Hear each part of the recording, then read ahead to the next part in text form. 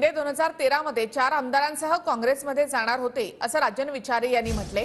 ठाकरे गटाचे ठाण्याचे उमेदवार आहेत राजन विचारे आणि त्यांनी हा दावा केलाय। आमदारांनी माघार घेतल्यामुळे शिंदेंचं बंड फसलं असं विचारे म्हणाले।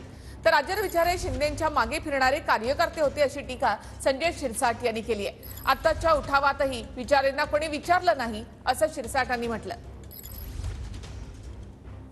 2000 मला वाटतं 13ला आमदार असताना तेव्हा सुद्धा काँग्रेसमध्ये चालला होता। तुम्ही कुठल्या पक्षाची तरी प्रामाणिकपणे राहिलात का? तुम्ही त्यावेळेला 5 आमदार घेऊन तुम्ही स्वतः मिळून 4 आणि तुम्ही स्वतः आमदार घेऊन काँग्रेसमध्ये प्रवेश करणार होता। तेव्हा 4 आमदार त्यावेळेला हे झाले की काँग्रेसच्या तिकीटावर आम्ही कसं काय निवडून येणार, आणि त्यावेळेला ते बॅक झाल्यानंतर तुमचं हे बंड फसलं। हे तुमचं आजचं नाही, हे प्रत्येक वेळेला पक्षाची तुम्ही काय पक्ष वाढायला हो? काय होती जिल्ह्यामध्ये परिस्थिती? किती आमदार होते शिवसेनेचे? काय केलं तुम्ही? सर्व फक्त सेटिंग करत राहिलात तिकडे। तुम्ही याला फोड त्याला फोड, हे कर ते कर, कुठला पक्ष असा सोडलाय त्यांनी सांगा मला। राजन विचारे हे एकनाथ शिंदे साहेबांच्या मागे मागे फिरणारे कार्यकर्ते होते आणि म्हणून त्यांनी काय करावं आणि त्यांच्यावर काही निर्णय घेतलेला नाही।